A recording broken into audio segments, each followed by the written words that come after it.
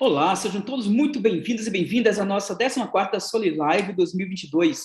Eu sou Frei Wellington Reis, pertenço à província franciscana de Santo Antônio do Brasil e terei o prazer de, mais uma vez, em nome da Rede Solivida, mediar esse bate-papo quinzenal com vocês. Hoje com o tema Comunidade Quilombola na Garantia de Direitos. Estamos conectados ao mundo pelos canais da Rede Solivida e Actions Crais Patebeda, pelo Facebook e YouTube. E aproveito para pedir a vocês que assinem os nossos canais pelo YouTube. Não esqueçam de deixar o seu joinha para que possamos atingir o maior número de pessoas com o nosso bate-papo. A Associação de Desenvolvimento Solidário e Promoção de Vida, Rede Solivida, nasceu a partir de uma inquietação existente entre as instituições apoiadas pela Actions Crais Patebeda, instituição franciscana criada pelo Frei Beda e apoiada por leigos e leigas alemãs, como forma de ajudar da Alemanha as crianças e jovens em situação de risco, particularmente no Nordeste brasileiro. A Rede Solivida é composta por 33 entidades parceiras que possuem o propósito de lutar pela garantia de direitos junto às populações em situação de vulnerabilidade social e econômica. Essas entidades encontram-se nos estados do Pará, Piauí, Maranhão, Ceará, Paraíba, Pernambuco, Bahia e Rio de Janeiro. Hoje, para o nosso bate-papo, nós temos o prazer de conversar com a Iosana Rosineide Matias Domingos Consule. Ela é vice-presidente da comunidade remanescente de Quilombo, Santa Justina e Santa Isabel, na região Costa Verde, Mangaratiba, Rio de Janeiro. Vice-presidente da comunidade coordenadora geral de eventos culturais, representante na articulação de projetos voltados para a cultura dos povos tradicionais e fomento para a agricultura familiar. Ela é secretária-geral do Sindicato dos Trabalhadores Rurais de Mangaratiba, representante também dos pais do FONDEB, e é conselheira do Conselho ex-conselheira do Conselho dos Idosos. Também nós iremos conversar, espero que ela chegue, que ela estava em Brasília naquela grande manifestação dos quilombolas, a Ana Beatriz, que é do Quilombo Maria Conga, região da Baixada Fluminense, Magé, Rio de Janeiro. Ela é presidente da Associação das Comunidades Quilombolas do Estado do Rio de Janeiro, também é vice-presidente do Conselho Estadual do Direito dos Negros, é presidente do Conselho Municipal do Direito da Criança e do Adolescente de Magé, e também é liderança do Quilombo Maria Conga.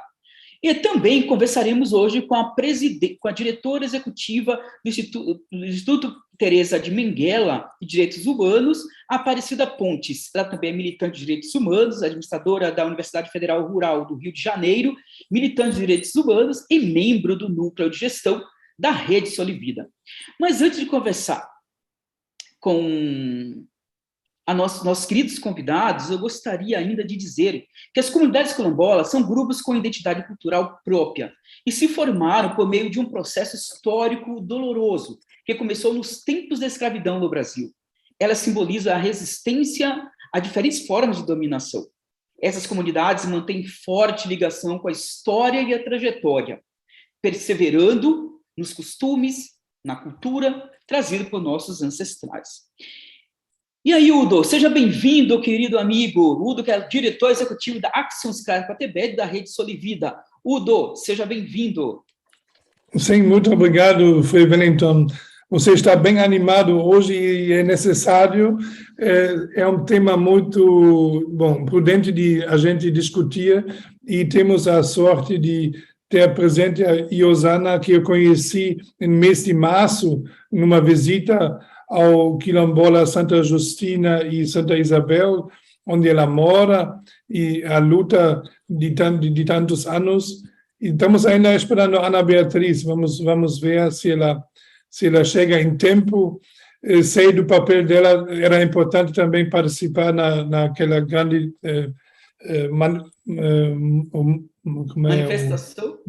manifestação lá em Brasília para os direitos dos quilombolas. Parece que participaram mais de 3.500 pessoas.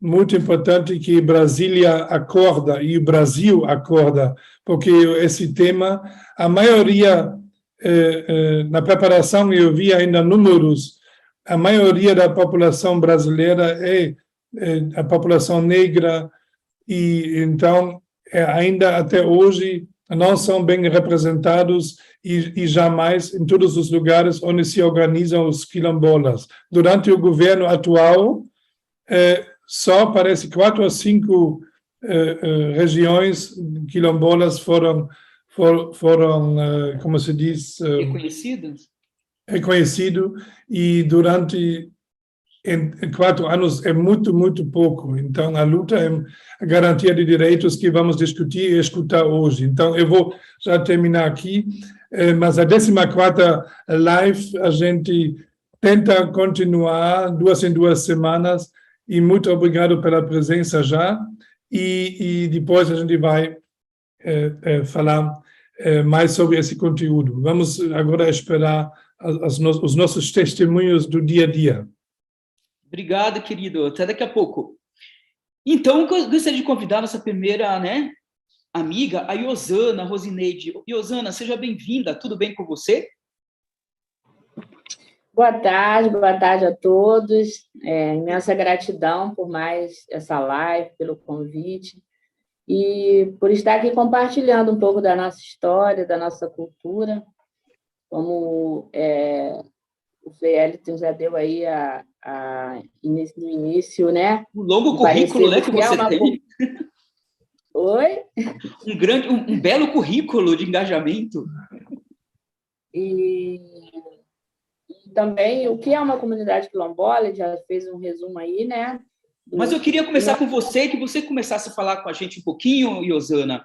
Como que se dá essa resistência do território quilombola? Porque a gente fala muito disso, mas a sociedade brasileira ainda é muito do conhecimento do que é quilombo, né? Está muito aquém daquilo que, na verdade, é. Então, fala para a gente primeiro o que significa um quilombo para a comunidade negra no Brasil, quem pode se identificar como quilombola, né? Fala para a gente aí sobre isso, e depois você pode entrar como se vai construindo essa resistência. Seja bem-vinda.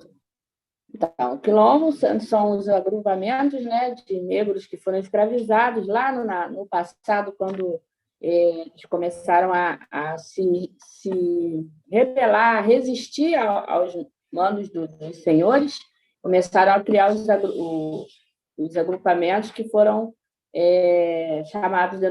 denominados quilombos, que o maior quilombo, né, já conhecido na história da escravidão, é o Quilombo dos Palmares, que era conduzido aí por em Alagoas, né? Em Alagoas, ali naquela área. E com o término da escravidão, esses territórios que foram ocupados, né, pelos escravos ali, veio uma descendência, continuou a luta em defesa dos seus territórios, dos seus direitos. Como a gente constrói isso, eu digo que é um grande desafio, né? Já era, lá eles lutavam, né? Resistiam ao trabalho escravo, quando começaram a gente não diz rebelião, né? A gente não pode nem dizer isso, que não é se rebelar, é se proteger, né, da escravidão. E hoje a gente, dentro de um território que foi ocupado por muitos escravos aqui, nós tínhamos o maior escravocrata na região aqui, que vai de Seropédica a Ubatuba, São Paulo, toda essa Costa Verde aqui, Sul Fluminense, que era o Comendador Breves, muito conhecido, né, nessa histórico escravocrata. E dentro dessa área ficou aqui Santa Justina e Santa Isabel, onde Vitor Breves, que era sobrinho do comendador, deu continuidade, né, ao trabalho escravocrata do tio. E quando foi abolido, eles continuaram na fazenda, e os remanescentes que ficaram, como já não podia mais escravizar, veio aquela mão de obra que parecia ser paga. Hoje a gente ainda tem aqui no Quilombo 2 bisnetos de escravos, o seu Manuel Ramos e o seu Manuel Firmino, que são bisnetos. Depois, se a gente ver o vídeo, vocês vão conhecê-los. E como se deu essa resistência? A partir de então, acabou a escravidão, os descendentes continuaram, as famílias foram crescendo ali dentro, trabalhando para os descendentes dos senhores, né? Que eram agora os fazendeiros. As fazendas começaram a ser exploradas com a parte de gado, né? Criação de gado, e os remanescentes, as famílias trabalhando ali, depois da escravidão. E, num determinado tempo, nos meados de 1995, eu sou nascida e criada ali, minha avó é descendente até de negro escravizado na Marambaia, minha avó é bisneta de membro de negro vindo da Marambaia, que também é um outro quilombo aqui em Mangaratiba, que fica numa ilha. E, com isso, nos meados de 1992, 95, começou a especulação de venda das terras, né? Nós estávamos...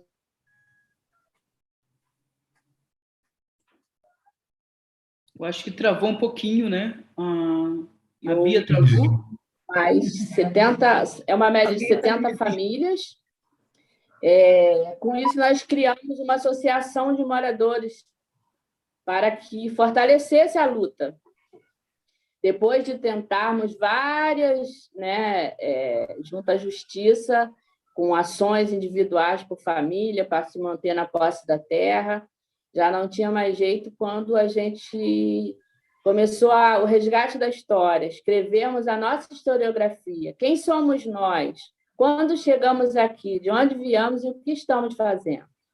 E com essa historiografia nós conseguimos chegar à Fundação Cultural Palmares, que hoje temos nessa problemática também da Fundação de Cultura do país, ela praticamente não existe mais, né?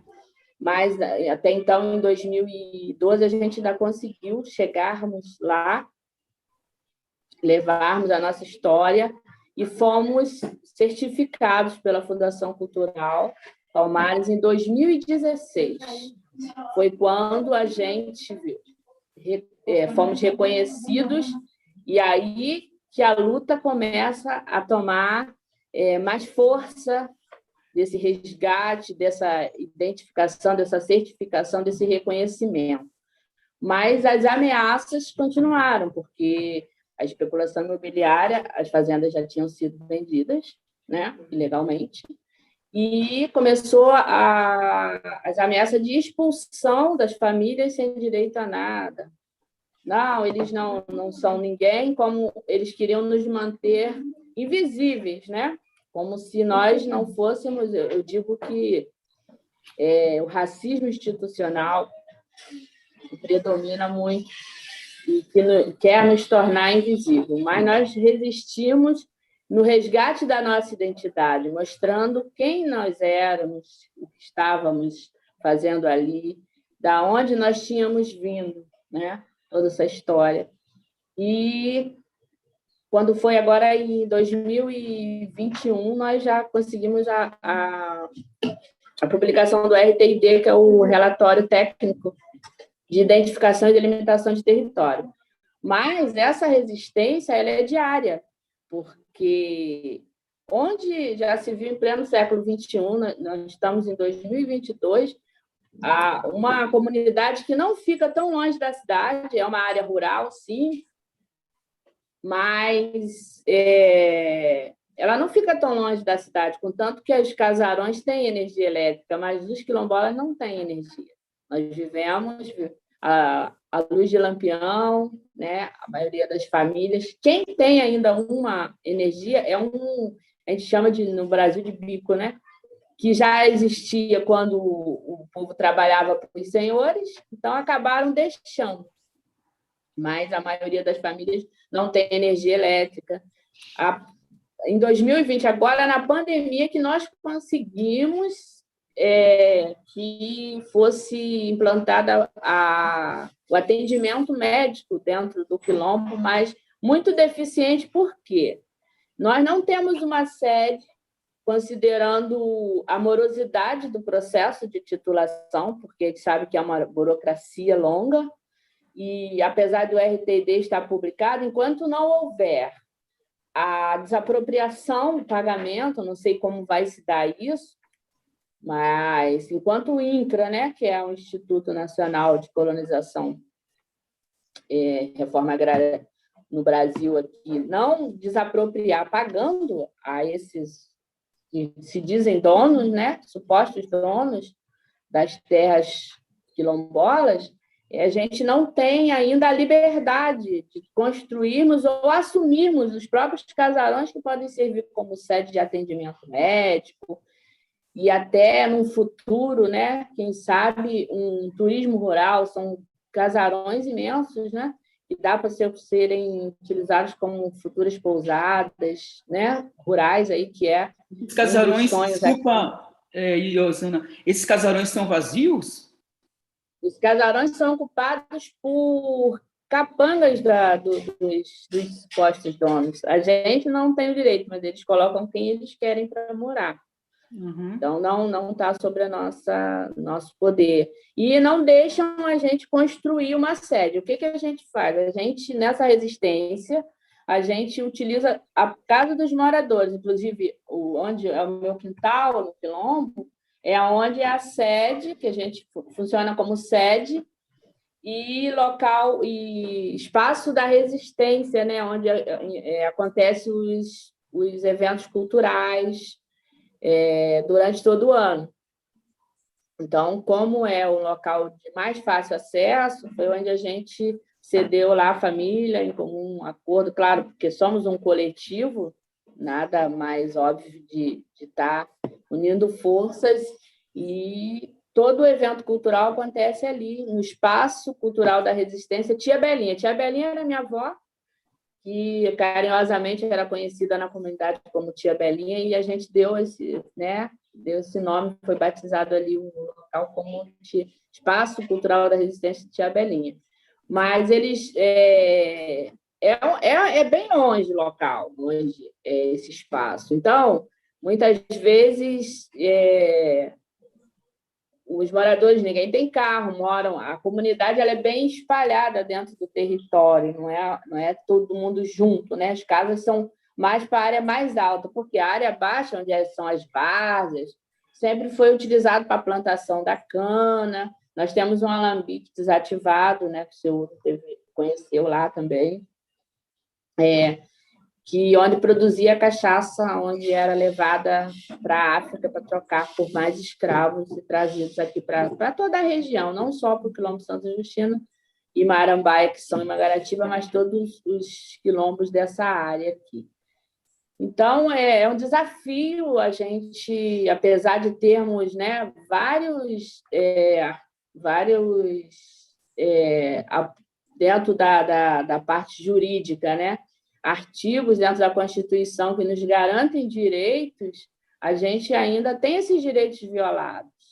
E houve muita tentativa de acordo para que nós deixássemos a terra, para que daria alguma coisa fora do quilombo, para que nós deixássemos, né, desocupássemos a área. Mas nós resistimos, e não foram acordos, assim, qualquer acordo foi proposto, mas a importância de saber quem você é, por que você está ali. Não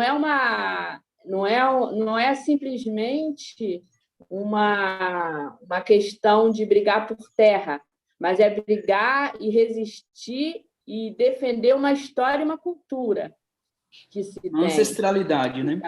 A ancestralidade, né? Conforme a nossa cultura. Iosana, eu queria te perguntar quais são as dificuldades que vocês encontram para esse reconhecimento, né? Porque aí, como você colocou no início, está muito próximo à zona rural, então pode confundir com a zona rural. Quais são os argumentos que eles usam para deslegitimar vocês de ser verdadeiramente um quilombola? Quais são os argumentos que eles utilizam para essa não... Na verdade, eles não... Na realidade, eles nem têm muito argumento, né? Eles não têm muito argumento diante de já termos sido certificados pela Fundação Cultural Palmares, já termos o RTID publicado. Nos últimos momentos, eles queriam até, na realidade, dividir o território. A gente ficava com uma parte e eles com outra, porque eles sabiam que não tinha mais argumento contra nós. Mas é aquilo que eu falei, enquanto não houver a desapropriação e a titulação que nos dá o direito definitivo da terra, nós vamos viver nesses impasses das políticas públicas não chegarem, da energia elétrica não chegar. Existe ação de energia elétrica, né, na Defensoria do Estado, mas, mesmo assim, a gente ainda encontra dificuldades, porque tudo é barrado. Quando chega uma solicitação que é para a área do quilombo, para-se o processo. A Luz para Todos chegou até a ser posteado o quilombo em 2005, mas, com essa especulação já lá dentro, parou todo o processo de expansão de rede elétrica para os moradores. Uhum. A educação quilombola, que é um direito, né, enquanto reconhecidos e autodeclarados, a gente deveria ter as escolas. Nós temos 2 quilombos, conforme eu falei. Marambá, inclusive, tem uma escola dentro da área lá da ilha, né, que é uma ilha, e não tem educação quilombola. Então, a intenção mesmo é apagar a história, acabar com a história para que os que se acham poderosos se apoderem mesmo das áreas que são direitos culturais e históricos, como as comunidades, não só os quilombolas, como os indígenas também sofrem na pele essa especulação, não só da especulação imobiliária, mas do agronegócio que hoje tem avançado aí, as mineradoras, né? A gente sabe que essa área aqui da Costa Verde é uma área muito cobiçada. Nós fazemos fronteira com um dos maiores resorts da Costa Verde, que é o Porto Belo, onde os atletas da seleção brasileira estão todos lá com casa. O ex-governador do Rio de Janeiro, que hoje está encarcerado aí, também tem casa. Então, a gente sabe que se nós não resistirmos e não fizermos a cada dia mais, diariamente, o resgate da nossa identidade, e sabermos mesmo quem somos, fica muito difícil, porque as propostas são tentadoras. Quem não quer ter uma energia elétrica? Quem não quer ter uma rua pavimentada? Nós temos uma água boa, sim, as nossas águas são todas de nascentes, né? Nascentes virgens, que vêm do alto das montanhas, então não tem poluição. Então, a gente encana da nossa forma, mas a gente sabe que é uma água pura. Mas não temos um saneamento básico que deveria ter. Então, o quilombo é composto por quantas pessoas, Iosana? São 70 famílias, numa média de 4 por família, entre 320 e 350 pessoas. Uhum. E vocês têm uma organização de formação, exatamente de conscientização, exatamente para resistir naquilo que você acabou de dizer, né? Que é preciso convencer as pessoas a não pensar que é só uma luta pela terra, mas também por uma ancestralidade. Então, vocês têm encontros sistemáticos de formação, de conscientização? Como é que se organiza funcionalmente o quilombo? Então, nós contamos com os parceiros, nós temos muitos parceiros, como o Programa de Proteção dos Defensores de Direitos Humanos. Hoje nós temos aí Tereza de Benguela também, que está nos assistindo. Os próprios órgãos jurídicos, Defensoria Federal e Estadual. E a Lei de Incentivo à Cultura, apesar de poder ser melhor, deu um avanço grande, que nós conseguimos alguns projetos. E esses projetos, o que nós buscamos? Buscamos construir através de oficinas, né? Que veio trazer capacitação e entendimento para a comunidade, para que essa resistência ela continue cada vez mais forte e que a gente possa, através da resistência, trazer, e desses projetos também trouxemos algumas capacitações para os jovens, porque como é que a gente vai manter um jovem dentro da comunidade, hoje, na atualidade, que nem energia elétrica tem? Durante o processo de pandemia também, né, a gente sabe que teve recursos, mas nenhum recurso de governo chegou até nós, a não ser de parceiros. A única coisa que chegou com muita luta da Aquilerge, a qual a Bia é a presidente, hoje está afastada por uma questão eleitoral, né? Mas foi a vacina, porque era um direito, a prioridade, o quilombola ser vacinado.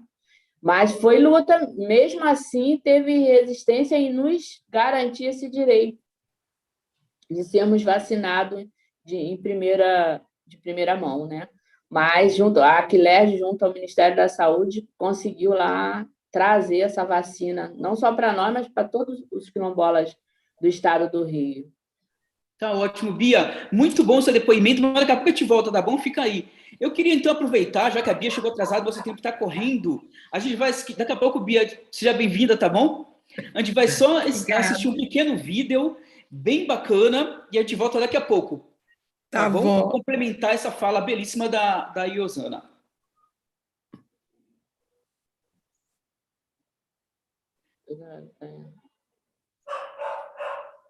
Fechou meu áudio. Vamos ver se chega, nosso técnico está organizando.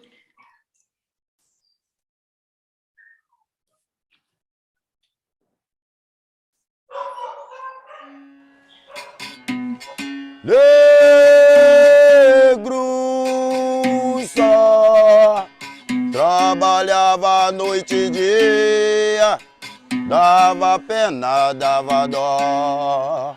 Negro era traficado, preso como um animal, mas a sua liberdade sempre foi seu ideal. Negro só, negro só, trabalhava noite e dia, dava pena, dava dó. Na cesárea ele dormia, acorrentado no chão, e a comida que comia era sobra do seu patrão. Negro só. Eu nasci escravo e me formei escravo, estou escravo até hoje. Porque não tenho liberdade. A minha mãe contava que minha avó foi escrava. Não sei se você está falando daqui ou de lá. Ela foi escrava. E ela contava uma história. Eles chegavam por lotes, né? E às vezes era anos, levava 1 ou 2 anos para chegarem. Eles, depois de serem tratados, né? Engordados, e aí eles eram vendidos. Alguns eram espalhados entre 25 fazendas, espalhados pelo sul fluminense. Graças a Deus ainda continuam cultivando, onde morou a parte do meu pai, que era a avó Faustina. Então isso aqui me chamou muita atenção pelos meus descendentes que desceram aqui, que passaram aqui. Foi muita passagem de escravo, foi muita sofrência. Então isso aí me chama muita atenção. Muita atenção e me faz ficar com garra nisso aqui. Meus antepassados, meus avós eram escravos, os bisavós eram escravos, sabe?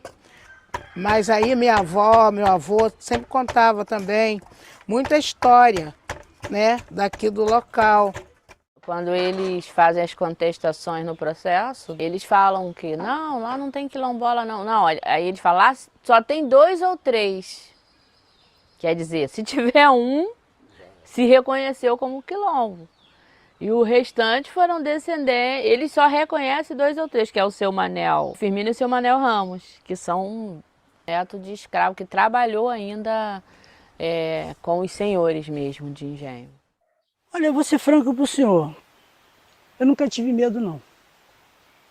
Não sei o que eu tenho, acho que... Principalmente eu tenho uma coisa comigo, fé em Deus, a graça de Deus, comunhão com Deus, muito respeito pelo próximo, mas medo eu nunca tive. Até quando o senhor vai ter medo de um inimigo, que o senhor sabe que o cara gosta de tudo errado.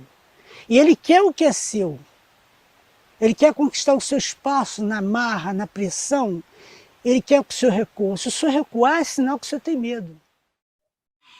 Eu não sei nem dizer para o senhor. Sabia? A maior felicidade de mim foi o jeito que eu casei, tive meus filhos, que passaram a me ajudar. Aí que melhorou a minha situação. Entendeu? Porque era muito ruim trabalhar empregado para os outros. Ainda mais para fazendeiro.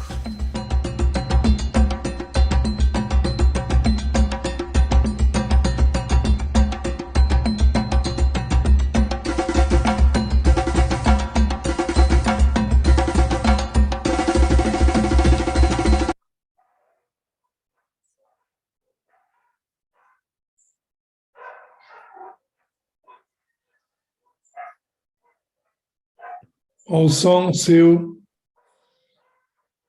Frei Wellington, seu som. Desculpa, esqueci o som fechado. Que bacana, né? Bia, seja bem-vinda, tudo bem com você? Obrigado, Frei, tudo bom sim com o senhor? Boa tarde a todas, boa tarde a todos.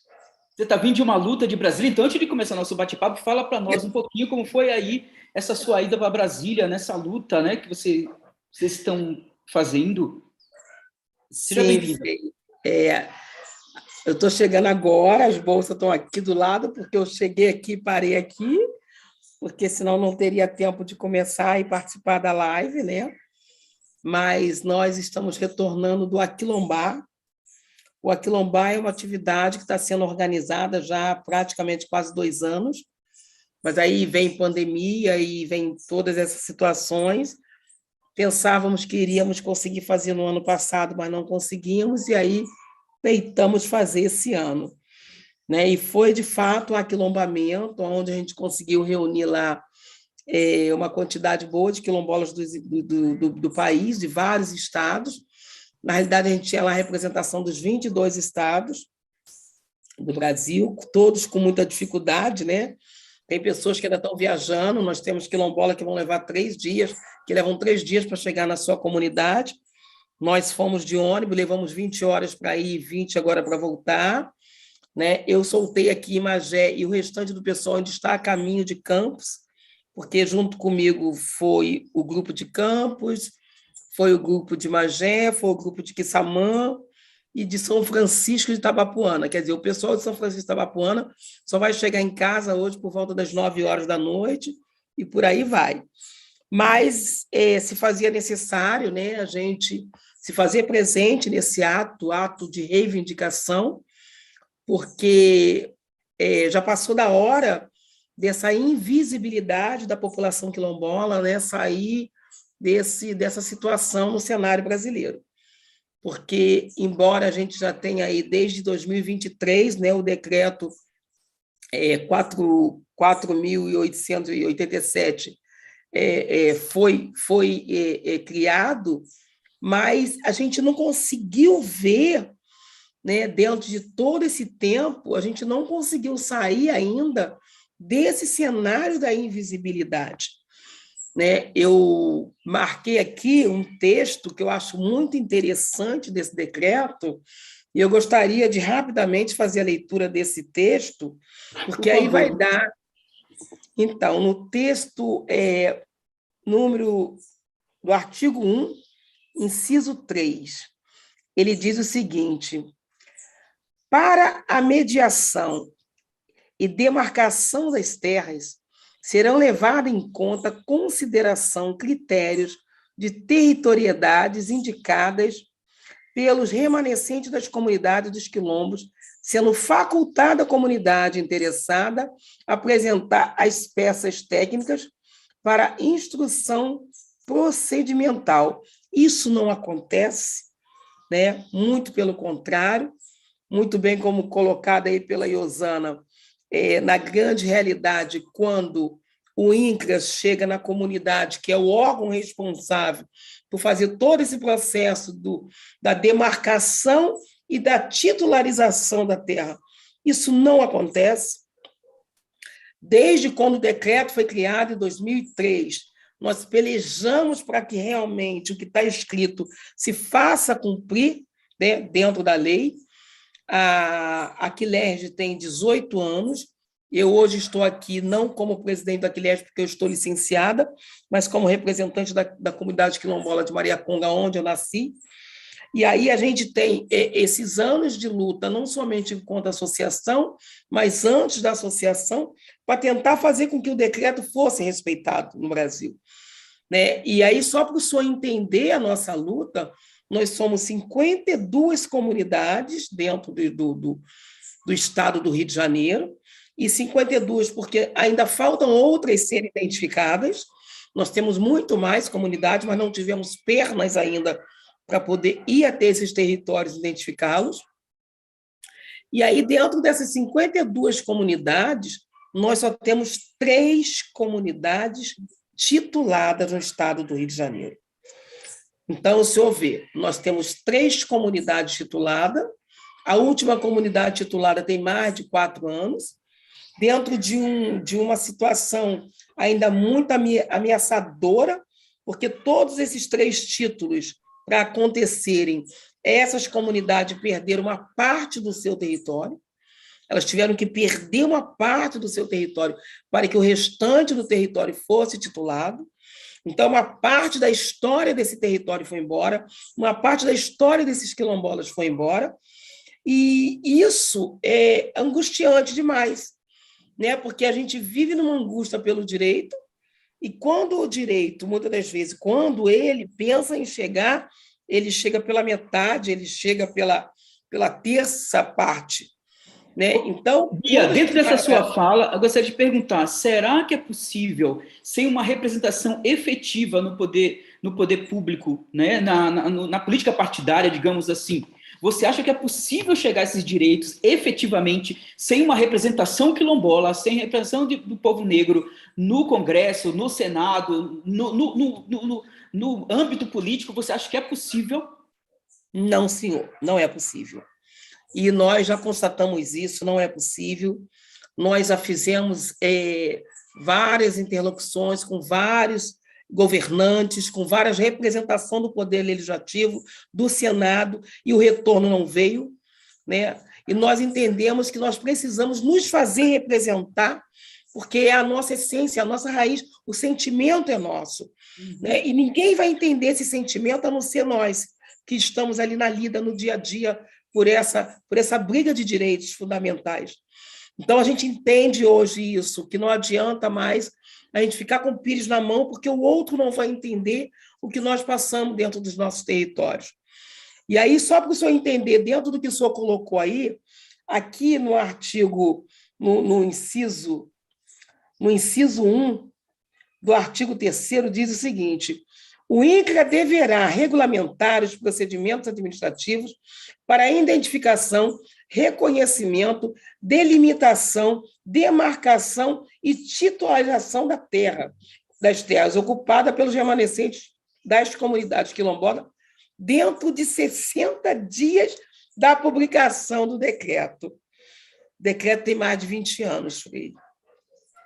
Mais de 20 anos. Então, assim, a falta de respeito é muito grande, por isso nós fomos fazer esse aquilombamento lá em Brasília, por isso nós fomos para Brasília, havia essa necessidade da gente ir para lá, dar esse grito, né?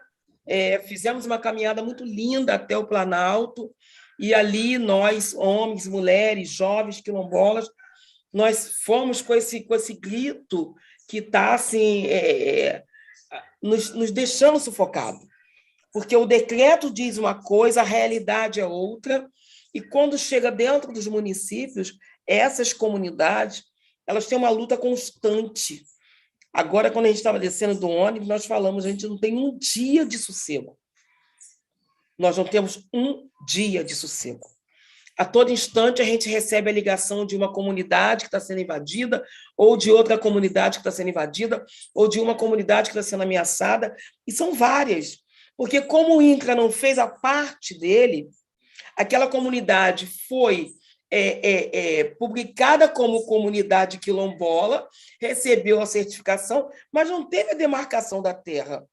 Então, como não teve a demarcação da terra e não teve o título da terra, a terra ainda está ali para que qualquer um que queira chegar e invadir, que é o que está acontecendo. Uhum. Nós tivemos uma situação agora no início do ano, e eu tive que ir para essa comunidade por conta da invasão que estava tendo da parte da milícia, e aí nós provocamos o Ministério Público, provocamos a Polícia Federal e o Ministério Público foram até o local, constataram a invasão, porém, quando saiu de lá a Polícia Federal e quando saiu de lá o Ministério Público, os invasores colocaram uma arma na cintura, foram até a casa da liderança e perguntaram: tem algum problema com a gente? Suas filhas passam naquela rua todos os dias. Então, ele foi ameaçado, né? A família dele foi ameaçada. Então, o nosso povo vive sendo ameaçado 24 horas, ainda pela luta do direito à terra que é deles. Então, enquanto o INCRA não fizer o seu papel, e aí, para o INCRA fazer o papel dele, o INCRA precisa ter governantes que entendam a importância de instrumentalizar este órgão que é o INCRA. O INCRA hoje tem 4 funcionários públicos. Desses 4 funcionários, um se aposentou o mês passado, um está entrando de licença. Então, sobram 2 funcionários. O orçamento de 2021 do INCRA foi de R$4.000. Então, o senhor acha que esse órgão vai conseguir fiscalizar ou visitar para poder titular 52 comunidades? Ou seja, 49 comunidades? Não, não vai. Esse órgão vai continuar de enfeite, né? Ele vai continuar se comunicando com as comunidades, com os territórios, com as lideranças através do telefone, porque muitas das vezes ele também não tem pernas para chegar, porque não é interessante para o Congresso Nacional colocar dentro do orçamento público algum tipo de valor que dê condições desse órgão fazer o seu papel. Então, enquanto o INCRA não tem um orçamento, enquanto o INCRA não tem funcionários e carro, ele não vai chegar nas comunidades, as comunidades continuarão sendo invadidas, nem as placas que deveriam ser colocadas a partir do momento em que elas são reconhecidas foram colocadas. As comunidades não têm placa. E o que é essa placa? Essa placa é uma forma de intimidar os invasores, dizendo: esta terra, esse território, é um território quilombola. Então, a partir do momento que nem a placa de identificação para intimidar, de alguma forma, o invasor existe, as comunidades quilombolas, continuam sendo invadidas. E Bia, os quilombolas... Só um pouquinho, desculpa. Essa questão, por exemplo, financeira do INCRA, também do material humano, dos funcionários, é uma coisa que sempre foi assim ou piorou? Piorou muito. A gente tem uma situação aí de uns 6 anos para cá, de uns 5 anos para cá, de total desmantelamento do órgão, né? O órgão já não era um órgão que tinha um funcionamento conforme deveria ter, mas nos atendia, né? As coisas com amorosidade acontecia. Agora não acontece mais nada, está tudo parado, né? Agora não tem mais como o INCRA fazer, de fato, o seu papel. Ele estacionou e a gente fica num embate muito grande o tempo todo com o órgão ou com os representantes do órgão, porque o órgão também não tem muito o que fazer, né? O último superintendente agora teve um papel totalmente desfocado da sua função, né? Ele começou a trazer a questão das terras como uma questão pessoal para a vida dele pessoal, tanto é que ele está com vários processos nas costas. O outro superintendente que entrou agora está lá porque está estacionado, porque não tem pernas, então, como não tem perna, o órgão existe, mas não efetiva a política pública, e assim a gente vai caminhando, passa 1 ano, 2 anos, 3 anos, 10 anos, e as nossas comunidades diminuindo o seu tamanho cada vez mais. Sexta-feira agora, que é amanhã, eu estou indo para Búzios, na comunidade de Bahia Formosa. Nós vamos ter lá um ato onde um dos netos do dono da terra, um dos netos do fazendeiro, ele vai estar junto com alguns quilombolas no cartório, né, passando, de fato, o que restou para esses quilombolas da terra e do território, para que eles possam ser, de fato, os donos da terra. Então, é uma situação que não é do INCRA, é uma situação que foi uma articulação local com esse neto do fazendeiro, bisneto do fazendeiro. Então, assim, cada comunidade está se virando da forma que dá para se virar, para tentar manter ainda um pouco do espaço do território que ainda existe naquele local. Então, a situação é muito amorosa, é muito difícil.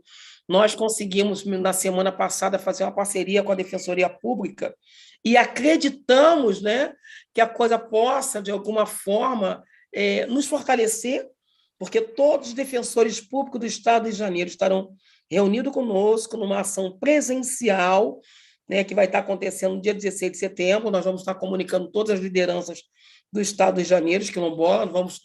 A Defensoria vai colocar um transporte para que eles possam se deslocar até o local. Ali, a Defensoria Pública vai fazer a escuta do que está acontecendo no Estado do Rio de Janeiro e para poder acionar alguns processos aos órgãos competentes que não estão efetuando, né, a sua função. Bia, para passar então para... eu queria perguntar para você, vocês têm apoiado agora, porque realmente você, como você colocou, é preciso que realmente a gente tenha ali alguém que represente, né, no poder a comunidade, somente quilombola, estamos falando de quilombola. Tem alguma candidatura que vocês estão apoiando, que estão favorecendo? Como vocês estão fazendo isso? Tem alguém efetivamente, concretamente, para apresentar, para lutar aí por um lugar no governo como um todo? Então, Frei, se tratando do poder legislativo, né, do Congresso Nacional, nós nos reunimos no ano passado, começamos a discutir, né, alguns representantes da CONAC aqui do Rio, a Aquilerge, e aí o meu nome foi colocado, então eu estou como pré-candidata a deputada federal, né, por isso que eu estou afastada das minhas funções enquanto presidente da associação. E aí, como eu não sou boba nem nada, Frei, eu não vou sozinha para a luta, eu vou para a guerra, mas alguns vão comigo. Eu escolhi fazer uma candidatura coletiva e trouxe outras mulheres quilombolas comigo também. Então, nós estamos aí nessa pré-candidatura, porque a gente entende que o Congresso Nacional, né, tem o poder sobre toda a chancela dentro dos órgãos competentes que deveriam cuidar e fazer acontecer a política pública das comunidades quilombolas. Das funções, né? Das funções. Para presidente, nós temos o nosso presidente, que é quem efetivou o decreto no Brasil, né? Então, a gente precisa do retorno dele para que a gente possa dar continuidade ao diálogo. Tem gente lá dentro para, junto com ele, efetivar, porque, ao contrário... Sim, senão a gente não consegue avançar, porque a gente sabe que o poder legislativo é quem comanda a política de fato no Brasil. Quando o Congresso quer parar, ele para. Quando o Congresso quer que ande, as coisas andam. Então, pode falar, seu... Udo, então, depois dessa fala da Bia, que não dá vontade de parar mais, dá vontade de escutar o tempo todo, né? Mas, infelizmente, nosso tempo está acabando, porque ela traz muito conteúdo importante, atual, né, e que deixa a gente realmente esperançoso para uma sociedade brasileira diferente. Mas, Udo, você quer fazer uma pergunta para... Sim, só para lembrar que é muito importante ter essa mudança, naturalmente, na presidência, mas é tão importante também, como você falou, Bia, os representantes no parlamento, os deputados federais, porque eles têm um papel muito forte, o presidente sozinho não faz, né? Ainda bem também.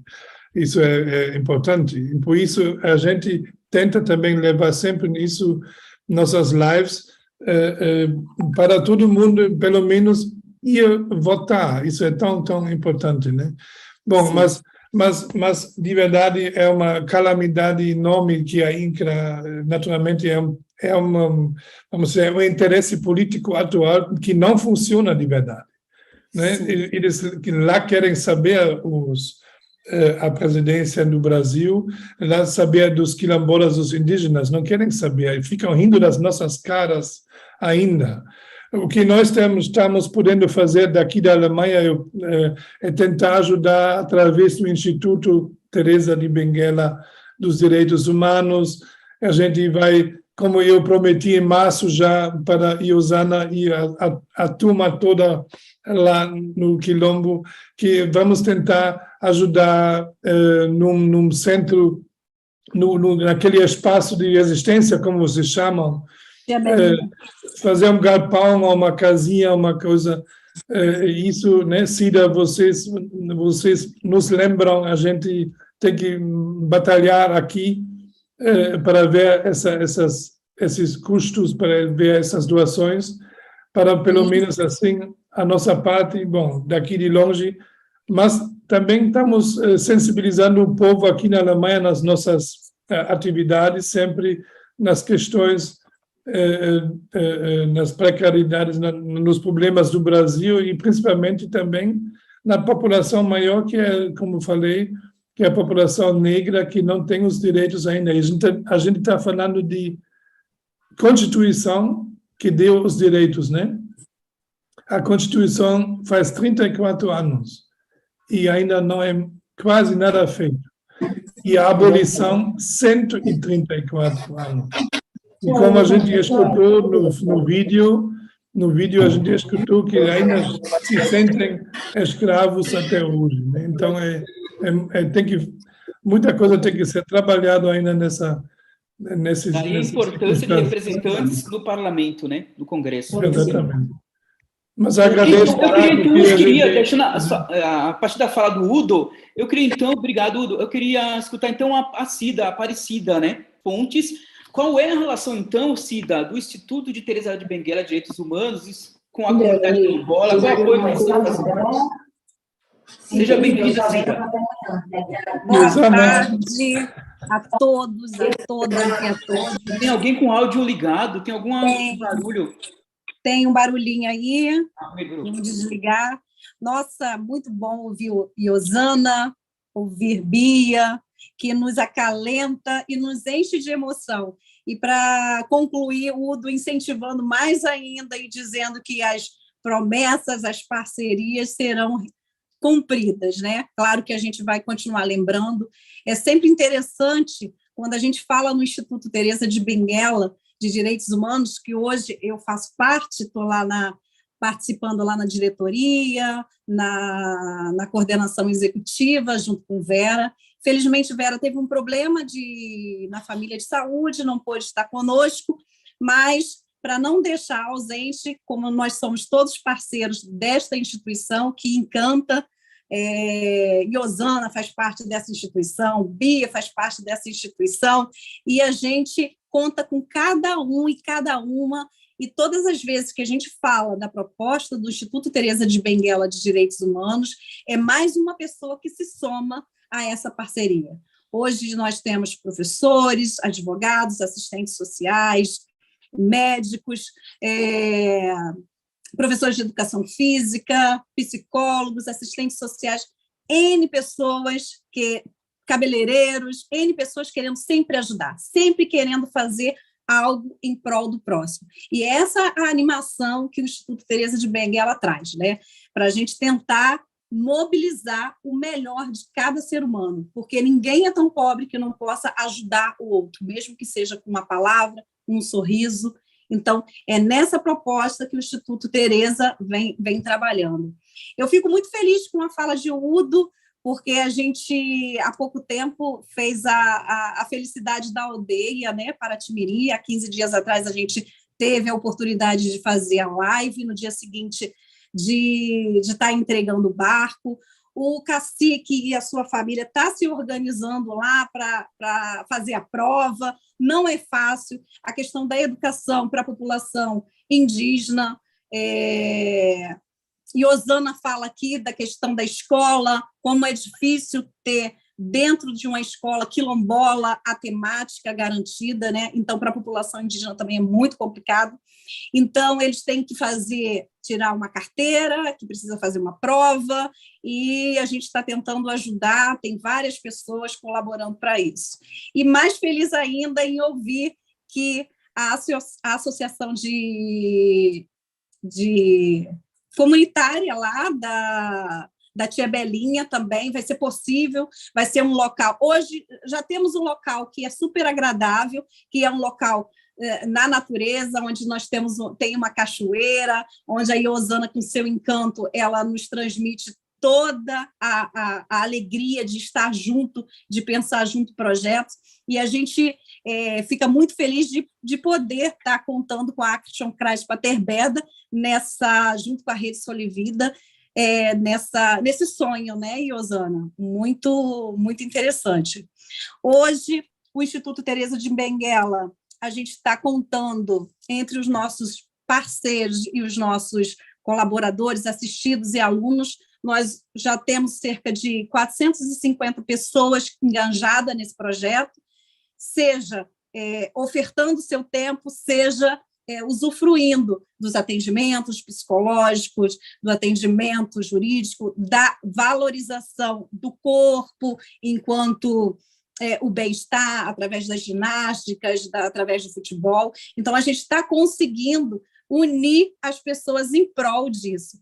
E tudo isso inspirados em Teresa de Benguela, uma mulher, uma guerreira que partiu de um ideal para tentar e mudou a história do nosso país, porque essa história tem que ser recontada. Há uns 15 dias atrás, a gente esteve com que Bia falou, e foi muito forte aquele momento. Que pena que a gravação não foi possível, a gravação deu um problema na máquina, não foi possível para socializar com vocês, mas Bia falava, não pode, a gente tem que pedir desculpa a essa história que está sendo contada. Não dá para ser assim. Não dá para ser. Esse povo que foi totalmente excluído da sociedade. O porquê? Através de um poder econômico. Então, nós, população, temos que nos unir, sociedade civil, defensores de direitos humanos, para mudar essa realidade. Então, esse é o papel do Instituto Teresa de Benguela, e a gente está aqui para tentar facilitar muito mais a vida do nosso próximo. Bacana, Cida, mas só para concluir, quantos anos tem o Instituto? Vai fazer 1 ano! Nossa, tanta luta já, né? Parabéns para vocês, né? Muita luta! Então, eu queria só ler os comentários aqui. Parabéns, então, para a luta do Instituto. O César está dizendo, viva o Quilombo Maria Conga, o povo quilombola de Magé e do Brasil. Viva o povo preto. Muito bem. Marco César ainda diz, Bia Nunes, grande guerreira da negritude. Isso aí, que bom, né, gente? Então, nosso tempo está acabando, infelizmente, mas ainda tem, rapidamente, cada um de vocês pode falar alguma coisa que quiser, começando pela Iosana. Iosana, seja bem-vinda para a sua fala final, por favor. Iosana?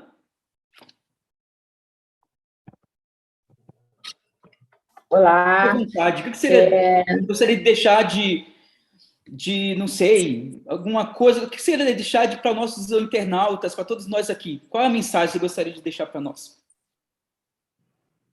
Eita, acho que eu caí. Acho que foi. Quando a Iosana se organiza, Cida, qual é a mensagem que você gostaria de deixar para os nossos internautas quando a Iosana se organiza? Sim, eu fiz uma anotação aqui que eu acho interessante dividir com vocês. Em 2014, a primeira mulher presidente do Brasil, e até agora, né, foi a Dilma Rousseff, aprovou a lei que decreta que, a partir de 2014, no dia 25 de julho, seria comemorado o Dia de Teresa de Benguela e da Mulher Negra. Uma data para relembrar a luta, a memória e a resistência das mulheres negras no país. É isso que eu deixo. A gente precisa sempre relembrar para não esquecer. Muito e bom, tentar fazer memória. Uhum. Obrigado, querida. Obrigada. Bia, com você. É uma satisfação muito grande estar aqui. Agradeço sempre pela oportunidade da gente poder se colocar, partilhar, né, e dizer que, para além das mulheres quilombolas que estão comigo, nós temos também uma mulher indígena, potente, nascida no Pantanal, que hoje mora no Rio de Janeiro e que está conosco também nesse mandato coletivo. Dizer que é necessário que a população entenda que esse momento é de suma importância refletir o voto em 2 de outubro. A gente não pode mais deixar com que outros venham tomar o assento de espaço de poder para fazer com que o povo seja mais sacrificado, fazer com que o povo seja mais odiado. Nós precisamos mudar, e essa mudança só quem pode fazer somos nós, os eleitores e a população brasileira. No mais, parabéns para todos, para todas, e mais uma vez, muito obrigada. Obrigado você, Bia, e por favor, não deixa de divulgar para nós todas as informações da sua candidatura coletiva, tá bom? Passa para a Cida para ela colocar no nosso grupo, de divulgar isso e apoiar a sua candidatura, e todas aquelas que estão aí coligadas a vocês, tá bom? Obrigado. Imagina. Udo!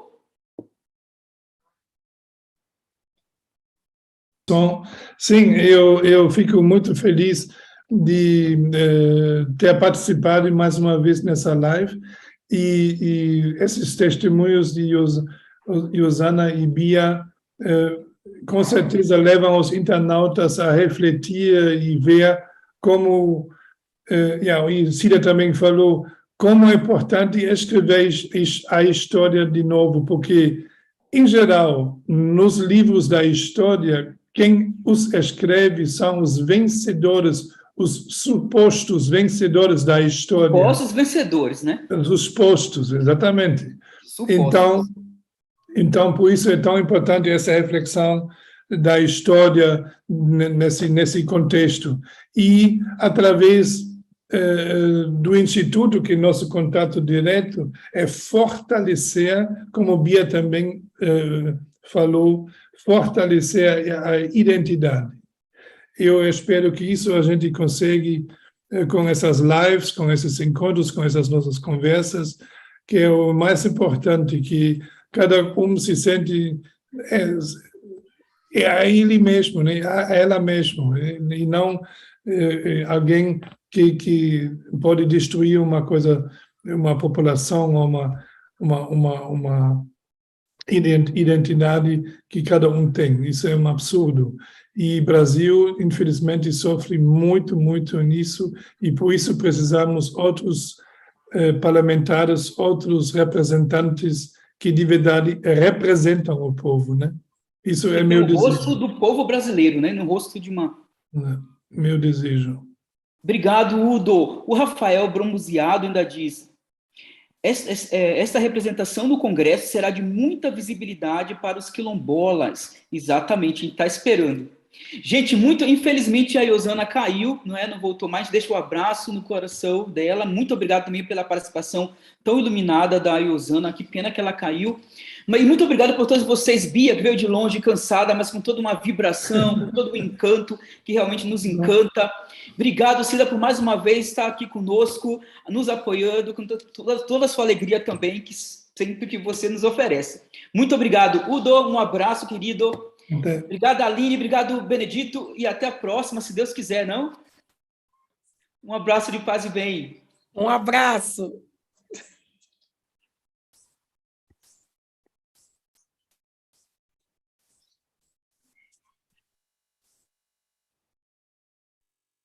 Ué, foi todo mundo embora?